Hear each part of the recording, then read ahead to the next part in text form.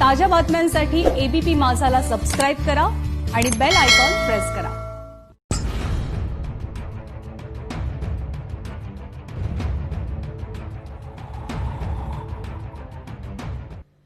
नमस्कार, मी प्रसन्न जोशी। माझा विशेष मध्ये आपल्या सगळ्यांचं स्वागत। आपल्याला कल्पना असेल, इतिहासाने अनेकदा हे दाखवून दिलेलं आहे की मैदानाच्या लढाया एक वेळ तिकडच्या शौर्याचं पूर्ण मान ठेवून सुद्धा कदाचित जिंकता येऊ शकतात, लढता येऊ शकतात, तोंड देता येऊ शकतं आणि एक त्याचा अभिमान सुद्धा बाळगता येऊ शकतो। पण दरवेळी त्याचं परिवर्तन हे विजयामध्ये होईलच असं नाही। अनेकदा होईल असं की मैदानावरच्या घोड्यांपेक्षा कागदी घोडे, कागदी तट्टू, नियमांचे कायद्याचे तट्टू मात्र भारी पडू शकतात मैदानावरच्या घोड्यांना। पुन्हा दिसून आलेले महाराष्ट्रामध्ये विषय ठरलेला आहे मेट्रो कारशेड, जी आता कांजूर मार्ग इथे प्रस्तावित आहे। आपल्याला कल्पना आहे आरेमधून ती कांजूर मार्गला हलवण्यात आली।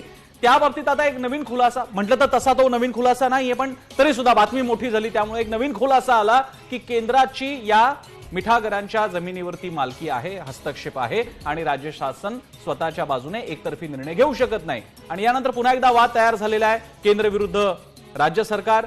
भाजप केंद्राच्या निमित्तानं राज्य सरकारवरती कुरघोडी करते का? राज्य सरकारने अभ्यास पुरेसा केला नव्हता का? कोणत्या मुद्द्यांच्या आधारे इथल्या प्रशासनानं, मुख्यमंत्र्यांनी म्हटलं होतं की जमीन फुकट आहे, आपलीच आहे?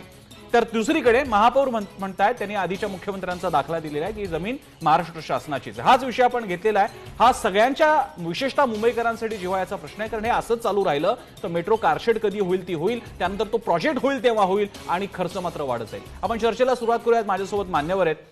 माझ्यासोबत असतील अतुल भातखळकर, भाजपची भूमिका मांडण्यासाठी; सचिन सावंत, काँग्रेसतर्फे; अरविंद सावंत, खासदार, शिवसेनेचे वरिष्ठ नेते, त्यांचेही स्वागत।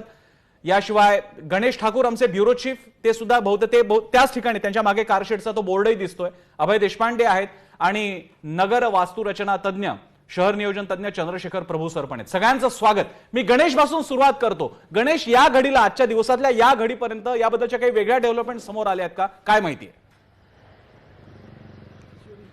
प्रसन्न, सध्या नाही। काल दुपारी 12 वाजता हे फलक जे माझ्या मागे आहे, दाखवतो परत मी तुम्हाला।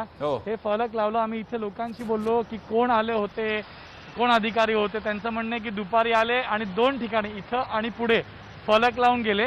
आणि याच्या पुढे जर गेलो तर मेट्रो कारशेड होत आहे, तिथं मेट्रो कारशेडचं फलक आहे जे राज्य सरकारने लावलं आहे। आता आरोप प्रत्यारोप सुरू आहेत, पण एकूण 9 वर्ष झाली आहेत बघा। म्हणजे आरे ते ह्या कांजूरमार्गच्या कारशेड पर्यंत हे हा जो हे डिस्टन्स जे आहे हे कव्हर करण्यासाठी एकूण 9 वर्ष झाली। सुरुवात 9 वर्ष आधी झाली होती, पण आताही म्हणजे मेट्रो 3 धावायला सुरुवात आहे, सगळं काम सुरू आहे, भुईर मार्ग केला गेला आहे। मात्र अजूनही कारशेड कुठे होणार हे स्पष्ट नाही। आरोप प्रत्यारोप सुरू आहेत। भाजप म्हणते की इथं कारशेड आणल्यामुळे 5,000 कोटी आणि 5 वर्ष मागे प्रोजेक्ट डिले झालाय। बरं, सत्ता पक्ष म्हणते की आम्ही आरे वाचवलं आणि यासाठी हे सगळं केलं गेलं। मात्र याला मुंबईकरांना किती याचे परिणाम भोगावे लागतील, मेट्रोवर काय परिणाम होणार हे पाहावं लागेल। आता तरी जे आहे 50-50 कडेच आहे। केंद्र सरकार म्हणते आमची जागा आहे, राज्य सरकार म्हणते की आम्ही सगळं पाहिलेलं आहे, कोणते लिटिगेशन नाहीये, ही जमीन पूर्णतः राज्य सरकारच्या मालकीची आहे। पण आता हे कोर्टात जाणार, हे वाद पुढे जाणार, म्हणून कारशेड होणार का नाही। आताही आम्ही इथं पाहतोय तर इथं कारशेडच्या जागी कन्स्ट्रक्शनच्या नावाखाली काहीच काम होत नाहीये। तर आता सॉइल टेस्टिंग झालं आहे, पण पुढे जाणार कसं, प्रकल्प जाणार कसा, हे सगळे प्रश्न आहेत। त्याचं उत्तर कधी मिळेल, याकडे सगळ्यांचं, मुंबईकरांचं लक्ष लागून आहे प्रसन्न। त्यामुळे आता गणेशने आपल्याला या विषयाची एक सद्यस्थिती सांगितलेली आहे, ती घेऊन आपण पुढे जाऊयात। मी अरविंद सावंतजी तुमच्यापासून सुरुवात करतोय चर्चेची, आणि त्याला संदर्भ आहे तो म्हणजे महापौरांनी आधीच्या मुख्यमंत्र्यांचं दाखवलेलं निवेदन किंवा काय प्रतिज्ञापत्र की ही जमीन आपलीच आहे। तो मुद्दा क्लिअर करा। या क्षणी कांजूर मार्गची प्रस्तावित कारशेडची जागा कुणाच्या मालकीची, असं शिवसेनेचं आकलन आहे, राज्य सरकारचं आकलन आहे? मला वाटतं केंद्र सरकारचं वेगळंच आकलन आहे।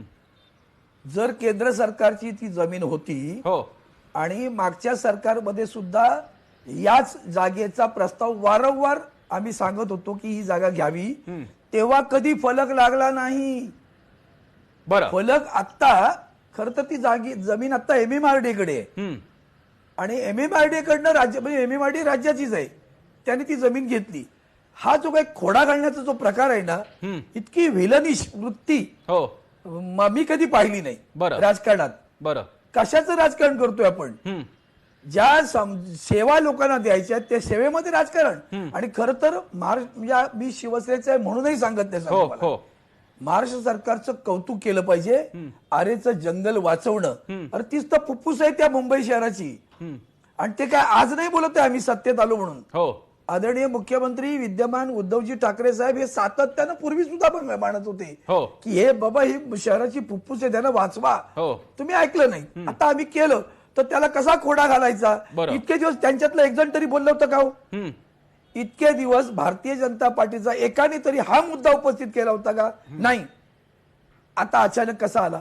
सावंतजी, तोच ट्रॅप आहे. मुंबईची जनता समजून जाईल. सावंतजी एक एक करून सावंतजी असं आहे, जर का समजा हे राजकारण असेल तर भाजपा हा पक्ष म्हणून सोडून द्या, पण हेच तर राजकारण असतं की एकाच वेळी सगळी अस्त्र काढली जात नाहीत. एक एक करत करत शेवटी विरोधकाला नामोहरम करत करत खेळण्याचं म्हणून तर ते राजकारण असतं. इथे भाजप असतं काय, काँग्रेस असतं काय?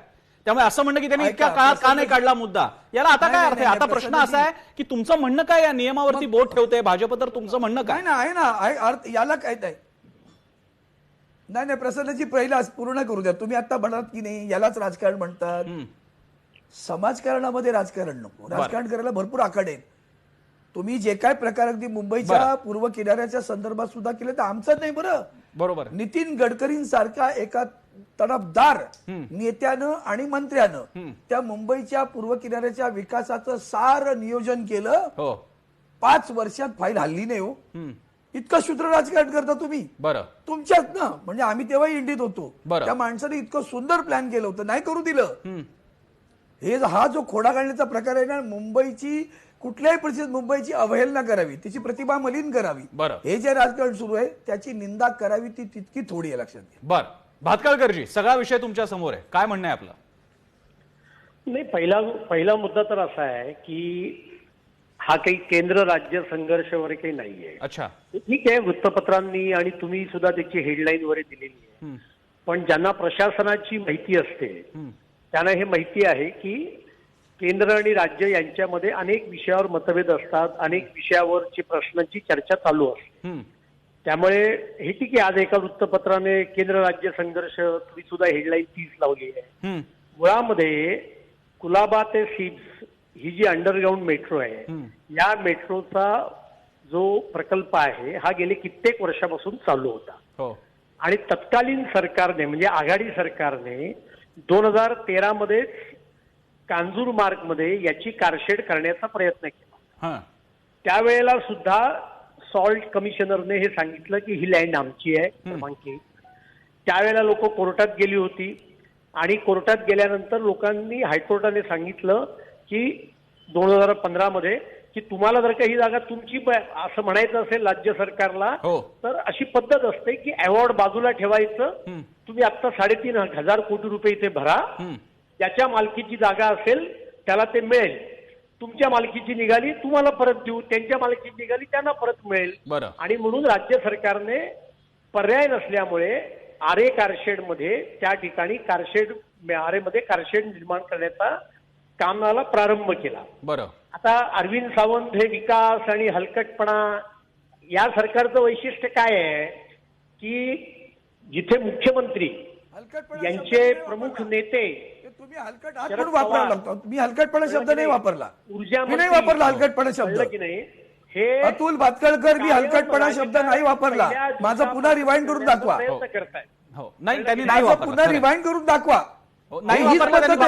मी सावंत सर, मी पण म्हणतो शब्द घालता, गैरसमज झाला असेल त्यांचा. मी कुठे वापरला हलकटपणा? मी म्हणतो सर गैरसमज झाला असेल, असा शब्द नाही वापरलेला. आपण फक्त तो मुद्दा सोडून देऊया, पुढच्या मुद्द्यावर तुम्ही जावं प्लीज. आता या सरकारने, प्रशासन नावाची गोष्ट असते, या सरकारने सत्तेवर आल्यानंतर एक कमिटी नेमली. त्या कमिटीचा रिपोर्ट आहे माझ्याकडे. या कमिटीने यांच्या सरकारच्या काळातल्या कमिटीच्या रिपोर्टने काय म्हटलं की कांजूरमार्गला जागा त्या ठिकाणी कारशेड करणे अशक्य आहे, त्याने कॉस्ट एस्केलेशन वाढेल. आणि हा ट्राय पार्टी करार आहे, गव्हर्नमेंट ऑफ इंडिया, राज्य सरकार आणि मोदीजींचं सरकार आल्यानंतर जायकाने याला लोन दिलेलं आहे.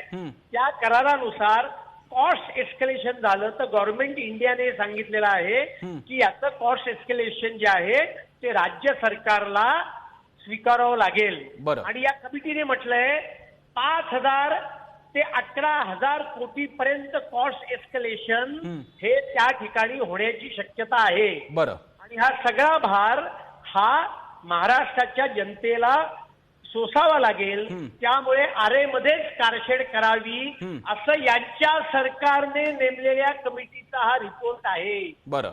2013ला सुद्धा सॉल्ट लँड कमिशनरने सांगितलं होतं ही लँड आमची आहे. त्यांनी आज हेच सांगितलेलं आहे. पण प्रत्येक गोष्टीचं राजकारण करायचं, अहंकाराने राज्य चालवायचं, भीमस्वर राज्य चालवायचं, अत्यंत घाणेरड्या पद्धतीने भारतीय जनता पार्टीविषयी बोलायचं. आणि त्याच्यामुळे माझी एवढीच विनंती आहे की जर का चर्चा करायची असेल तर सौनक यांचा जो रिपोर्ट आहे त्याच्यावर बोला. माझ्याकडे इथे यांच्या काळात 1 ऑक्टोबर 2020 मुंबई उपनगर कलेक्टरचं पत्र आहे. त्या उपनगर कलेक्टरने म्हटलंय सदर विनंतीच्या अनुषंगाने या कार्यालयातील उपलब्ध अभिलेखाची पडताळणी केली असता निदर्शनास येते की उच्च न्यायालयात सुमेरलाल बाफना व इतर यांनी दाखल केलेला रीट याचिका 5/7/1996 इथपासूनच्या या लिटिगेशनच्या जमिनी आहेत. बरं. आणि यांच्या सरकारने नेमलेल्या सौनक कमिटीने पण सांगितलं. बरं. आणि तिसरा मुद्दा मी तुम्हाला त्या दिवशी पण सांगितलं होतं आणि आजही सांगतो की 1% वादाकरता असं गृहीत धरू की कांजूरमार्ग मध्ये आरे कारशेड झाली तरी सुद्धा आता आरे कारशेड मध्ये जी जागा आहे ती जागा तुम्हाला रॅम्प करता वापरावी लागेल. बरं. त्या जागेचं काही नाही. पण वातावरण असं निर्माण केलं जात आहे की अख्खी आरे कॉलनी ही. ठीक आहे. मी भातखळकरची वेळेची मर्यादा पाहता आता तरी आपण चर्चेची चौकट ही प्रस्तावित कांजूरमार्ग कारशेड, त्या कारशेडच्या जमिनीची मालकी, ती मालकी तुम्ही ट्राय पार्टी म्हणाला ते बरोबर आहे. अशा परिस्थितीमध्ये राज्य सरकार हस्तक्षेप करू शकतं का? केला नसेल तर राज्य सरकारने जनतेला अंधारात ठेवलं का आणि आता केवळ मुद्दा एस्केलेट करण्याचा प्रयत्न होतोय का? मी हे मुद्दे घेऊन आता जाणारे सचिन सावंत आणि बाकीच्या मान्यवरांकडे, पण त्यापूर्वी एक छोटासा ब्रेक नंतर सचिन सावंतांपासून सुरुवात करूयात. मग अभय देशपांडे आणि नगर रचना तज्ञ चंद्रशेखर प्रभू सर सुद्धा आपल्यासोबत ते असतील. पाहत राहा एबीपी माझा.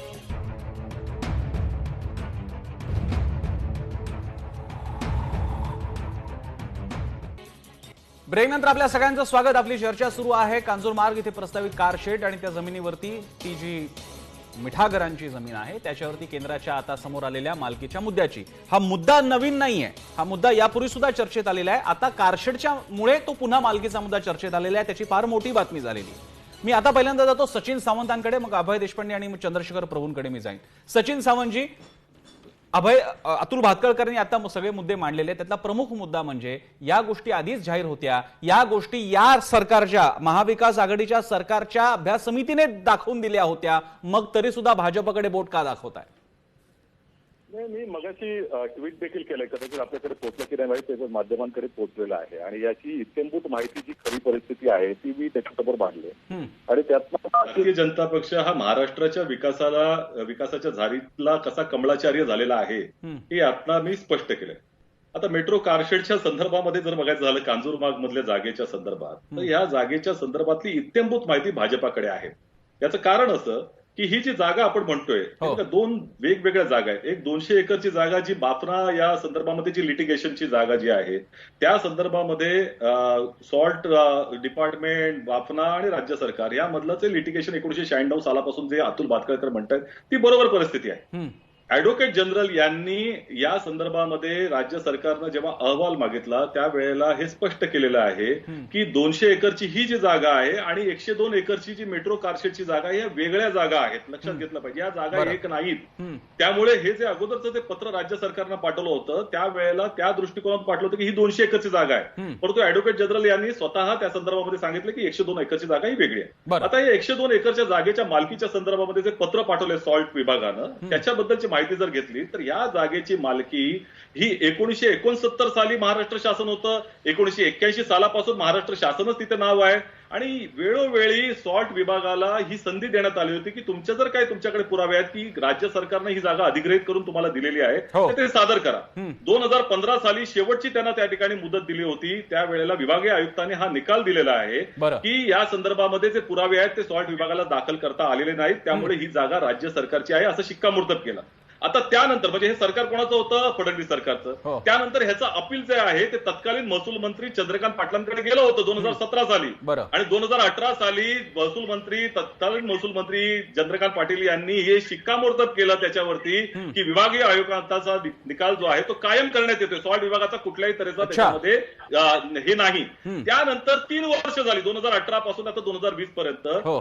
या सॉल्ट विभागानं कुठल्याही न्यायालयामध्ये याला आव्हान दिलं नव्हतं. लक्षात घ्या. बरं. कुठे 30 दिवसामध्ये दिलं जातं, 60 दिवसामध्ये दिलं तर आव्हान दिलेलं नाही. हो. अचानकपणे ज्या वेळेला मेट्रो कारशेडचं काम इथे सुरू झालं त्यावेळेला सॉल्ट विभागाला ही आठवण झाली आणि त्याने आता हातपाय हलवायला लागले. एक पत्र पाठवलं, आता न्यायालयामध्ये देखील ते हालचाल करतात. आता तुम्ही लक्षात घ्या, हे काही सॉल्ट विभागाला अचानकपणे सुचलेलं नाही. 3 वर्ष सुचलं, आता का सुचायला लागलं?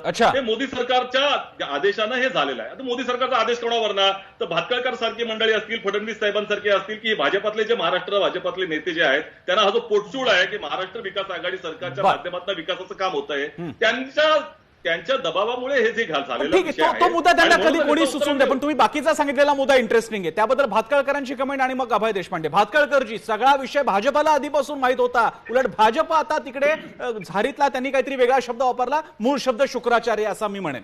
त्यांनी कमळाचार्य म्हटला, मी मूळ शब्द वापरतोय शुक्राचार्य. सचिन स्वतःलाच कॉन्ट्रॅडिक्ट करताय की त्यांनीच म्हटलं ना की चंद्रकांत पाटील महसूल मंत्री असताना सॉल्ट विभागाने त्या ठिकाणी दावा दाखल केला होता की ही जमीन आमची आहे. याचा अर्थ एक स्पष्ट आहे की याच्यामध्ये कुठेही राज्य केंद्र संघर्षाचा मुद्दा नाही की केंद्रातही आमचंच राज्य होतं आणि राज्यातही आमचंच राज्य होतं. हा एक मुद्दा. दुसरा मुद्दा, त्यातून हे सिद्ध होतं की सॉल्ट विभागाचं म्हणणं आहे की ही जागा आमचीच आहे. कळलं की नाही? त्याच्यामुळे आपण स्वतःला कॉन्ट्रॅडिक्ट करण्याचं काम सावंत करतायत. सध्या काय झालंय, सगळं लक्ष लागलंय त्या मुख्यमंत्र्यांच्या लिफाफ्याकडे आणि त्याच्यामुळे त्याच्यात माझं नाव आहे किंवा नाही, तर त्याच्यामुळे असं बेतालपणे बोलणं हे त्यांचं स्वाभाविक आहे. भातखळकरजी, त्यातल्या बाकीच्या आपल्या कमेंट्स राहू द्यात, पण जो मेन मुद्दा आहे की आपल्या पक्षाच्या तत्कालीन महसूल मंत्र्यांनी जे की चंद्रकांत पाटील यांनी अपहेल्ड केला तो निर्णय, त्याबद्दल बोला ना तुम्ही त्यांना कॉन्ट्रडिक्ट करताय. म्हणूनच मी तुम्हाला सांगतो प्रसन्नजी, हा प्रश्न त्यांनी असं म्हटलं क्वासी ज्युडिशरी अधिकार असं आहे की केंद्र आणि मी सुरुवातीलाच म्हटलं केंद्र आणि राज्यामध्ये अशा 100 गोष्टी असतात. धारावीच्या पुनर्विकास प्रकल्पाकरता रेल्वेकडे आम्ही 900 एकर जागा मागितली. पियुष गोयल आमच्याच पक्षाचे रेल्वे मंत्री होते, त्यांनी ती आम्हाला नाही म्हणून सांगितली. दुसरं तुम्हाला मी आता उदाहरण देतो. मुंबईमध्ये झोपडपट्ट्यांमध्ये SRAच्या विकासातला एक बाधा कुठला आहे तर सेंट्रल गव्हर्नमेंटच्या लँडवर झोपडपट्ट्या आहेत. पण गेले 5 वर्ष आम्ही प्रयत्न करतोय, पण सेंट्रल गव्हर्नमेंटच्या सर्व डिपार्टमेंटने ही भूमिका घेतलेली आहे की आम्ही आमच्या जागेवरच्या SRAला मान्यता देऊ, पण आम्हाला त्या प्रोजेक्टच्या प्रॉफिटमध्ये 50% आम्हाला त्या डिपार्टमेंटला पैसे मिळाले पाहिजेत. हे राज्य सरकारला मान्य होत नाही. त्यामुळे याला कधी म्हटलं आपण खासदार आहात, आपला कामाचा काही संबंध नाहीये. लक्षात घ्या, आपल्या या सगळ्या कामाशी काही संबंध नाहीये. आपलं सगळं राजकारणाशी संबंध आहे. सावंत प्रसन्न नाहीये. नाही राजकारण. मी येतो भातखळकरांच्या मुद्द्यावरती. सचिन सावंतांना दोघांनाही बोलायचंय. अरविंद सावंत आणि सचिन सावंतांना बोलायचंय. मी एक छोटासा ब्रेक घेतो इथे, कारण काही महत्वाचे मुद्दे उपस्थित झालेले आहेत. एकीकडे अतुल भातखळकरांनी केलेली तुलना योग्य आहे की काही वेळा भाजपच्या केंद्रीय मंत्र्यांनी भाजप महाराष्ट्राचे मात्र ऐकलेलं नाहीये, कारण केंद्रीय विभागाच्या मधला डिस्कॉर्ड असतो, वेगळे मुद्दे असतात. इथे एक मुद्दा आहे राज्य शासन या पातळीला, भाजप राज्य शासन आणि आता महाविकास आघाडी राज्य शासन यांचं एकमत होतं की नाही की ही मिठागराची जमीन आता आपली आहे. मग तेव्हाचे चंद्रकांत पाटील असो की आताचे मुख्यमंत्री असो, या मुद्द्यावरती एकमत असेल तर राज्य भाजपचं नेमकं काय म्हणणं, यासाठी मला मुद्दा कायम ठेवावा लागेल. मी एक छोटासा ब्रेक घेतो. ब्रेकच्या नंतर मी आधी जाणार आहे अभय देशपांडेंकडे आणि त्यानंतर सचिन सावंत, अरविंद सावंत दोघांकडे. ब्रेक नंतर पाहत राहा एबीपी माझा.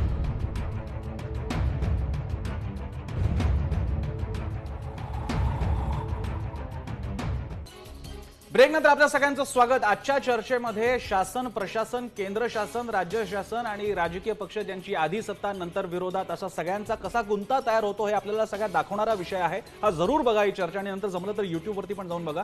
मला अभय देशपांडे आणि चंद्रशेखर प्रभूंकडे जाण्यापूर्वी आपण पोल बघूयात। आपण लोकांना विचारलं होतं आणि आपला प्रश्न होता कांजूरमार्ग मेट्रो कारशेड जमिनीवर दावा म्हणजे केंद्र राज्य शासनावर कुरघोडीचा प्रयत्न आहे का? काय म्हणतोय पोल बघूयात। लोक काय म्हणतायत? 65.1% लोक होय म्हणतायत, 37.9% लोक नाही म्हणतायत। पण लोकांना वाटतंय की हा कुरघोडीचा प्रयत्न असावा। मी आता जातो अभय देशपांडेंकडे। अभयजी, मालकीचा मुद्दा तुम्ही कशा प्रकारे बघता? दोन्ही बाजू आता समोर आलेल्या आहेत। नाही, मला वाटतं प्रसन्न याच्यामध्ये 3 मुद्दे आहेत। हां, एक आहे की आरेचं कारशेड कांजूरमार्गला स्थलांतरित करण्याचा निर्णय योग्य आहे का?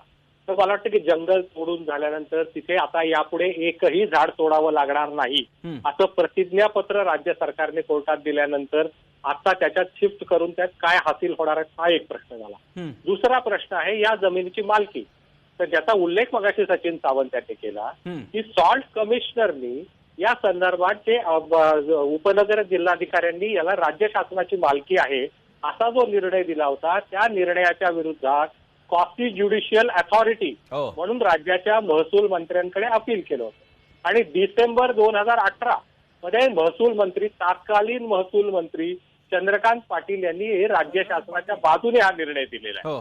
त्याच्यामुळे या जमिनीच्या संदर्भात अपील झालेलं नाही। जो आजचा निर्णय स्टँड होतो तो महसूल मंत्र्यांनी दिलेला निर्णय आहे। अशा वेळेस तिथे जाऊन फलक लावण्याचे किंवा आपले मालकी हक्क ज्याला की अजून न्यायालयाने तो ओव्हररूल केलेला निर्णय अधिकार आहे का? दुसरं असं आहे की याचा खर्च, आता याच्यामुळे खर्च ज्यावेळेस कमिटमेंट दिल्या जातात किंवा एका भूमिका मांडली जाते तेव्हा ती भूमिका राजकीय पक्ष आपली पुढे नेत असतात। पण एनरॉन बुडवताना आणि ते पुन्हा जमिनीतून बाहेर काढताना समुद्रातून जो खर्च झाला, लंडनच्या लवादावर जो खर्च झाला तो आता कोणाच्या खात्यात टाकायचा? तर मला वाटतं की हे वाढीव खर्चापेक्षा त्याचं टेक्निकल त्याच्या मला वाटतं की काय महत्वाचे मुद्दे आहेत आणि त्यामुळे प्रोजेक्ट कॉस्ट पुढच्या काळात जी वाढणार आहे ते तांत्रिक दृष्ट्या योग्य आहे का आणि प्रोजेक्ट कॉस्ट किती वाढणार आहे आणि पर्यावरणाचा विचार करून ही प्रोजेक्ट कॉस्ट वाढली तरी चालणार आहे का एवढाच विचार झाला पाहिजे।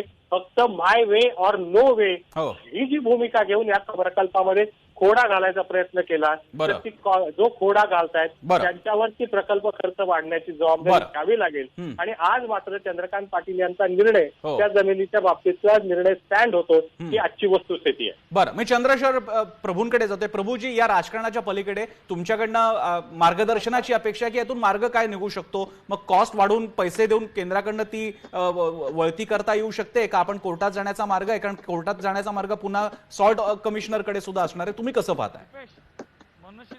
या बाबतीत अगदी निरपेक्षपणे जर बोलायचं झालं तर एक गोष्ट अतिशय स्पष्ट आहे की मुंबईच्या जनतेला निश्चितपणे या मेट्रोची आवश्यकता आहे आणि त्या मेट्रो करता लागणारी जमीन मग ती राज्याची असेल का केंद्राची असेल, तिथे कोणतं सरकार आहे आणि इथे कोणतं सरकार आहे याच्याशी सामान्य माणसाला काहीही देणं घेणं नाही।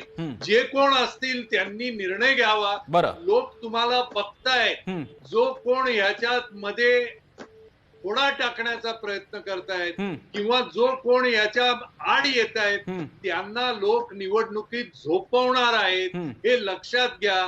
लोकांना पडलेली नाही की याची आहे का त्याची, शेवटी सरकारची आहे ना जमीन आणि मेट्रो ही लोकांकरता आहे। त्यामुळे लोकांकरता ही जमीन मिळाली पाहिजे आणि लवकरात लवकर मेट्रो जो व्हायला पाहिजे। तुम्ही तुमची राजकारणाची पोळी जिथे कुठे जाऊन भाजायची असेल तिथे भाजा, पण सामाजिक हिताच्या आड कोणत्याही प्रभू सर ही आदर्श मत झालं। मला प्रॅक्टिकली तुम्ही सांगा, आता जर का सॉल्ट कमिशनरने तो हस्तक्षेप नोंदवलेला असेल तर ती जमीन क्लिअर टायटल करण्यासाठी राज्यासमोर काही पर्याय आहे का? की जणू काही घडलेलंच नाही अशा प्रकारे तो बोर्ड लागलेला असताना सुद्धा कारशेडचं काम कांजूरमार्गला चालू राहतो असं आपल्याला म्हणायचं आहे? नाही ना, सॉल्ट कमिशनर, मी म्हाडाचा अध्यक्ष होतो, सॉल्टच्या सगळ्या जमिनींच्या फायली मी स्वतः वाचलेल्या आहेत। सॉल्ट कमिशनर आणि राज्य सरकारचं गेल्या 20 वर्षापासून एग्रीमेंट आहे की सॉल्ट कमिशनरच्या कोणत्याही जमिनी जर राज्याला हव्या असतील तर त्याचा मोबदला 50% जमीन इतरत्र कुठेतरी केंद्राला सॉल्ट कमिशनरची द्यायची। केंद्राला एखादी जमीन हवी असेल नंतर इतरत्र कुठेतरी राज्यानं ती 50% द्यायची हे बरं. ठरलेलं आहे. त्यामुळे हीच जमीन मला पाहिजे असं कोणी आग्रह करू शकत नाही. ही जमीन कोणाची आहे काय आहे हे राज्याने आणि केंद्राने एकत्र बसून ठरवावं. आज जे मेट्रोच्या कामाला दोघांनी मिळून अडचण आणू नये. बरं. आपसामध्ये कोणती जमीन टोटल जमीन ठीक आहे. 8,000 एकरची आहे सॉल्ट कमिशनरची. बरं. त्याच्यामध्ये काय कोणी किती वाटून घ्यायची ते तुम्ही एकत्र बसून ठरवा ना. त्याची काहीच हरकत नाही. हे 100 एकर साठी लोकांच्या म्हणजे लाखो लोकांच्या अर्थात असं भांडता कामा नये, कारण त्याच्याने त्या कॉस्ट एस्केलेट होते. पण आता योजनेला प्रभूने एक महत्वाचा मुद्दा मांडला जो आतापर्यंतच्या मान्यवरांच्या कडून आला नव्हता, तो असा की सॉल्ट कमिशनरला पर्यायी जागा देण्याचाही मुद्दा यामध्ये आहे. असा पर्याय दिला गेलाय का? असा पर्याय देऊन ही जमीन घेण्याचा प्रयत्न झाला का? आणि पर्याय दिला नसेल तर सॉल्ट कमिशनर आम्हाला जमीन न देता तुम्ही थेट जमिनीवर कसे येऊ शकता असा मुद्दा काढेल का? आपण जाऊयात अरविंद सावंतांकडे. मगाशी सुद्धा त्यांना भातखळकरांच्या मुद्द्यावरती आक्षेप होता. सावंत सर, मला वाटतं अभय देशपांडेंनी अतिशय रास्त मुद्दा मांडला की कॉसी ज्युडिशियरी अधिकार घेऊन तत्कालीन महसूल मंत्र्यांनी ही जमीन आपली आहे हे जाहीर केले. त्यावर ना सॉल्ट कमिशनर कोर्टात गेलं ना केंद्र सरकारकडनं कुणी आलं. आता त्याच्यामुळे आता तो विषय खरं तर संपलाय. जमीन आपलीच आहे आणि आपलीच आहे, राज्य सरकारची आहे. त्यामुळे नवीन उकरून काढण्याची गरजच नाहीये मुद्द्याची. बरं. प्रभूंनी जो पर्याय सांगितला तो असू शकतो, त्याच्याबद्दल काही करता येण्यासारखं. त्याच्यामुळे कामात खोडा घालण्याची गरज नाही. बरं. आणि म्हणून याच मुद्द्याला धरून तत्कालीन मुख्यमंत्री माननीय देवेंद्र फडणवीस यांनी एक प्रतिज्ञापत्र सादर केलं आणि त्या प्रतिज्ञापत्रात पण त्यांनी सांगितलं की ही जमीन महाराष्ट्र सरकारची आहे. बरं. म्हणजे चंद्रकांत पाटलांचं स्टेटमेंट आणि त्याला धरून केलेला अधिकारात घेतलेली जमीन आणि ह्या जमिनीबद्दलचं प्रतिज्ञा दोघांनी दिलंय. त्याला नेमका छेद देणारं वक्तव्य ते करतात. बरं, वक्तव्य त्या विषयापुरतं केलं तर मी समजू शकतो. ते दुसऱ्याचा पाडाव करण्यासाठी जी भाषा वापरतात ना ते अत्यंत अश्लाघ्य आहे. त्यांचं नाव भातखळकर असेल पण मी कधी असं व्यक्तिगत बोललो नाही, पण आज बोलतो की ते भातखळकर आहेत. त्यामुळे जे मुद्दे सचिन सावंतनी किंवा आणखीन बाकीचे मांडतात त्याचा छेद करावा त्यांनी, त्यांचा अधिकार आहे. पण जे फाजील कॉमेंट्स केले जातात ते भातखळकर आहे ना, त्यांना सांगा त्यांनी त्यांच्या मर्यादेत राहून त्यांनी तुमच्या मर्यादेत राहून कॉमेंट्स केले पाहिजे. विषयात मर्यादेत राहून. अरविंद सावंत, कळलं की नाही? तुम्ही पण तुमच्या मर्यादेत राहा. आहे मर्यादेतच आहे. म्हणून तुम्हाला भास्करकर बोललो मी. आजवर बोललो नव्हतो पण आज बोललो. वाह्यात बोलणं, पाडून बोलणं आणि उर्बड बोलणं हे तुमचं सातत्यानं चालू असतं. अशा उर्बडपणाने तुम्ही स्वतःला असं समजतं की तुम्हीच विद्वान, बाकी सगळे अडाणी आहेत असं जे काही एवढं सांगण्याचं जर तुम्ही पाडाव करता मला काय म्हणायचंय, तो अतिशय अश्लाघ्य आहे. तुम्ही तुम्हाला काय किंमत होती? इतके जर का $1 बिलियन जोक मारत असाल की शिवसेना ही स्वच्छ पक्ष आहे, शिवसेना विकासाच्या बाजूने काम करणारा पक्ष आहे, या मेट्रोच्या प्रकल्पाला तुम्ही किती विरोध केलात महापालिकेत हे आम्हाला माहित नाही का? केलं ना, मग ते काय गप्पा मारताय तुम्ही? बघा हाच मुद्दा आहे. त्याच्या मागचं असं नाही तुम्ही प्रकल्पाला विरोध नव्हता. कळलं की नाही? सांगतो प्रकल्पाला कधीच विरोध नाही. काय शेडबद्दलचा विरोध होता. बघा हे शब्द फिरवणं म्हणतात हे लक्षात घ्या. भातखळकरजी त्यांनी व्यक्तिगत टीका केली नाही, फक्त मगाशी तुम्ही वापरलेल्या भाषेबद्दल आक्षेप व्यक्त केला. माझ्या मते पुन्हा आपण ते व्यक्तिगत पातळीला जायला नको, कारण या सगळ्या चर्चेचा मूळ हेतू हा मेट्रो कारशेडच्या कामाबद्दलचा आणि तो झाला नाही तर तिकडे प्रवासी करणारे भाजप समर्थक पण असणार आहेत, आम्ही असणार आहोत आणि बाकीचे सामान्य सुद्धा असणार आहेत. मी एक छोटासा ब्रेक पुन्हा घेतोय. मी सचिन सावंतांकडे जाणार आहे आणि माझा एक फार वेगळा मुद्दा आहे. आता जर का अरविंद सावंत, सचिन सावंत या दोन्ही आघाडीतल्या घटक पक्षाच्या प्रवक्त्यांचं एकमत असेल की तिकडे काम होणारच, जमिनीच्या टायटलचा आता मुद्दा सुरला नाहीये, तर आपल्या माहितीसाठी प्रेक्षकांच्या तिकडे जो बोर्ड लावलेला आहे सॉल्ट कमिशनरने, trespassing will be severely prosecuted असा बोर्ड लावलेला आहे. जर का क्लोजअप गेला आपल्याला मिळाला या व्हिज्युअल्समध्ये तर त्याच्यात बघा ट्रेस पासिंग इज प्रॉसिक्युटेड असं म्हटलेलं आहे. आणि जर का ते प्रॉसिक्युटेड असेल आणि राज्य शासनाची माणसं जो कोण कंत्राटदार तिकडे काम करायला गेला त्यांच्यावरती केस दाखल केली तर नेमका मग कसा प्रॉब्लेम तयार होईल आणि मग कोण अधिकाऱ्याला पकडायचं, गचांडी कोणाची पकडायची? आपण जरा या मुद्द्याकडे जाऊया. आता टेक्निकल वाटेल तुम्हाला पण हा महत्वाचा आहे. काम रोखलं जाऊ शकतं या मुद्द्यावरती कारण ते ट्रेस पासिंग ठरेल. ब्रेक नंतर पाहत राहा एबीपी माझा.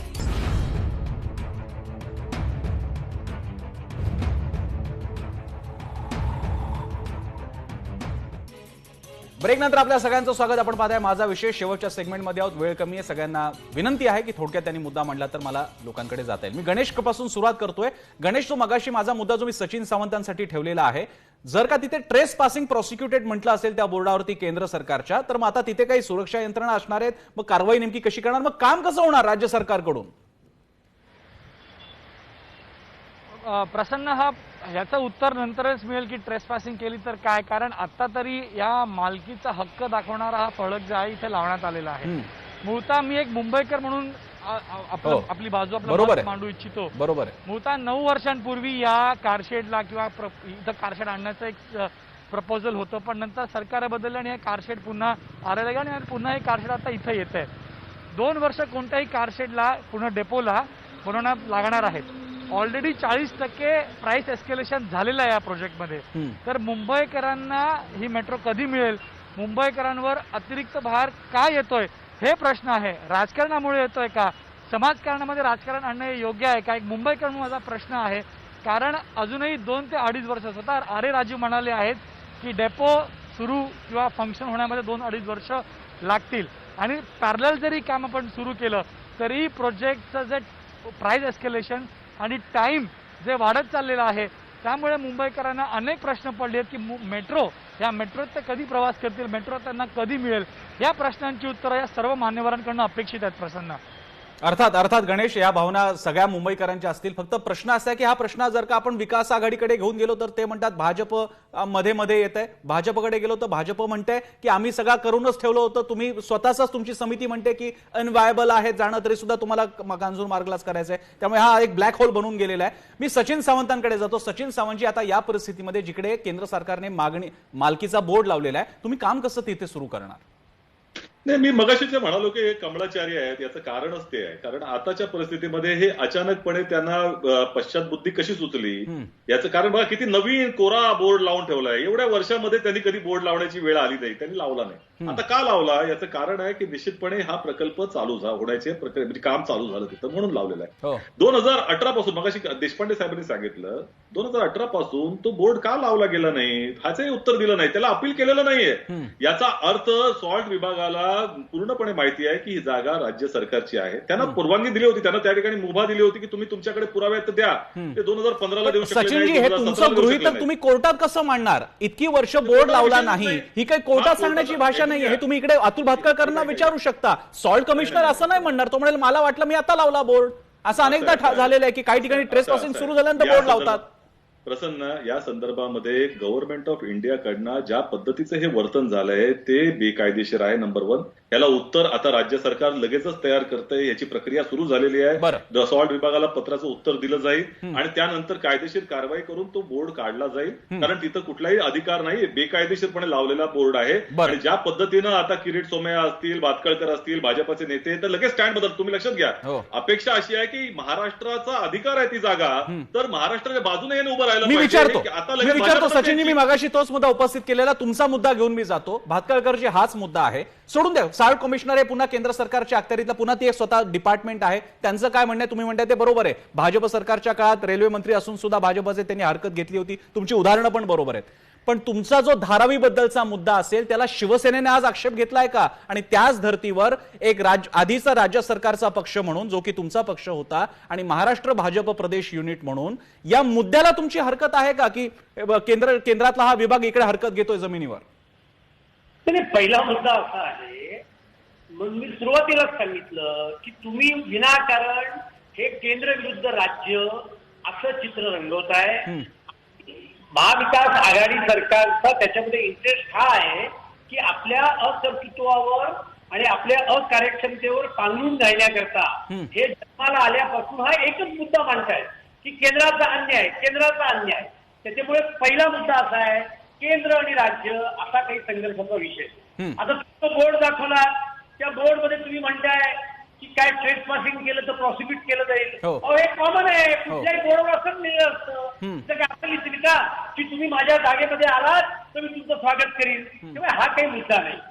असा आहे की शिवसेनेचे प्रवक्ते असतील किंवा काँग्रेसचे प्रवक्ते असतील, यांनी या प्रश्नावर बोललं पाहिजे की त्यांच्या सरकारने नेमलेल्या कमिटीने जो रिपोर्ट दिलाय तो रिपोर्ट त्यांनी कुठल्या मुद्द्यावर नाकारला याचं उत्तर त्यांनी द्यावं ना महाराष्ट्राच्या आणि मुंबईच्या जनतेला. बरं. त्यांनी नेमलेल्या कमिटीच्या रिपोर्टने सांगितलंय की 5,000 ते 11,000 कोटी रुपये किंमत वाढेल. माझं काय म्हणणं आहे, उद्धव ठाकरे तज्ञ आहेत का, सचिन सावंत तज्ञ आहेत का, देवेंद्र फडणवीस प्रश्न तुम्हाला जो विचार त्याचं उत्तर द्या ना भातखळकर. काय इकडे तिकडे फिरवता तुम्ही, इधर उधर की बात न कर, ये बता क्यों फुटा. त्या कमिट्यांचा निर्णय स्वीकारलेला आहे आणि त्याच्यामुळे देवेंद्र फडणवीसांच्या काळात ज्या कमिटीने निर्णय घेतला त्या कमिटीचा निर्णय सर्वोच्च न्यायालयामध्ये काय फिरतायत, कारण काय, इधर उधर की बात मत कर भातखळकर. आता सौनिक यांच्या कमिटीचा रिपोर्ट कुठल्या मुद्द्यावर, अरे प्रश्न उत्तर, प्रश्न काय विचारला भातखळकरजी, फक्त तो मुद्दा असा आहे, तो मुद्दा चर्चेच्या पव्यूचा आहे, तो मुद्दा चर्चेचा पव्यूचा आहे आणि मुळामध्ये तुम्हाला सुद्धा कल्पना आहे की अशा प्रकारच्या समितीचे अहवाल फेटाळण्याचा पूर्ण अधिकार मंत्रिमंडळाला, मुख्यमंत्र्यांना असतो. जसा की आता आपलं एक छोटंसं वानगी दाखल उदाहरण म्हणून राज्य सरकारी कर्मचाऱ्यांच्या प्रमोशनच्या बाबतीत किंवा निवृत्ती वयाच्या बाबतीतला मुद्दा होता, खटुआ समितीचा अहवाल होता, तो तर प्रलंबितच आहे, तो जवळपास फेटाळल्या जमाई जैसी ती स्थिती राज्य शासनाने कायम ठेवलेली आहे. इथे व्यक्तिगत एक्सपर्टाईज हा मुद्दा नसतो, तो अधिकाराचा प्रिव्हिलेजचा मुद्दा असतो. तुम्हाला सुद्धा माहिती आहे असे निर्णय राजकीय दृष्ट्या लेवलला घेतले जातात. तिथे हे विचारलं जात नाही की मुख्यमंत्र्याची स्वतःची तज्ञता त्यामध्ये आहे का, आणि तो मुळात चर्चेचा पव्यूचा भाग नाही. आताचा मुद्दा कांजूर मार्ग पुरता होता, माझ्याकडे तेवढा वेळ नाही, पण या मुद्द्यावरून आपल्याला लक्षात आलं असेल की याच्यातला गुंता कसा आहे. केंद्र राज्याकडे बोटं दाखवायची की नाही हे त्या राजकीय पक्षांनी ठरवावं. पण भातखळकरजी, तुम्ही असाल, अरविंद सावंत असतील, सचिन सावंत असतील, ते आमचे चंद्रशेखर प्रभू असतील, नाही तर अभय देशपांडे असतील, आम्ही सगळे त्या मेट्रोमधून प्रवास करणार आहोत आणि या सगळ्यांचा पैसा, कराचा पैसा यामध्ये असणार आहे. या सगळ्या रचनेमध्ये जर का ते असंच वाढत गेलं, 1,000, 2,000, 3,000 कोटीने वाढत गेले, कोणाच्या खिशातून पैसे जात आहेत, त्या मुंबईकरांनी मात्र या वादाकडे डोळसपणे पाहावं. हे राजकारण तुमच्या घरापर्यंत येणार आहे, त्यासाठी तुमचा सहभाग अपेक्षित आहे. तो मुद्द्याच्या बाजूने असेल, चर्चेच्या बाजूने असेल किंवा राजकीय दबावाच्या माध्यमातून असेल. त्यासाठीच ही चर्चा. कार्यक्रम थांबवत असताना फक्त आपण बघूयात पोलला कसा प्रतिसाद आलेला. आम्ही लोकांना विचारलं होतं, कांजूर मार्ग मेट्रो कारशेड जमिनीवर दावा म्हणजे केंद्राचा राज्य शासनावर कोरगोडीचा प्रयत्न आहे का? 62.2% लोक होय म्हणतात, 37.8% लोक नाही म्हणतात. एवढ्या लोकांच्या मनात असंतोष आहे. मग हा प्रश्न विचारा, हा तुमच्या चर्चेचा विषय झाला पाहिजे. बाकी जाती धर्माचे नेहमीचे मुद्दे, फ्रान्समध्ये काय चाललंय वगैरे होत राहतील, मुंबईमध्ये काय चाललंय हे मुद्दे आपण एकमेकांना विचारले पाहिजे. त्यासाठीच हा चर्चेचा मुद्दा होता. आपण सगळ्यांनी वेळ दिला आणि अतिशय चांगले मुद्दे मांडले सगळ्यांनी आपापल्या परीने. सगळ्यांचे आभार. इथेच थांबूयात. पाहत राहा एबीपी माझा.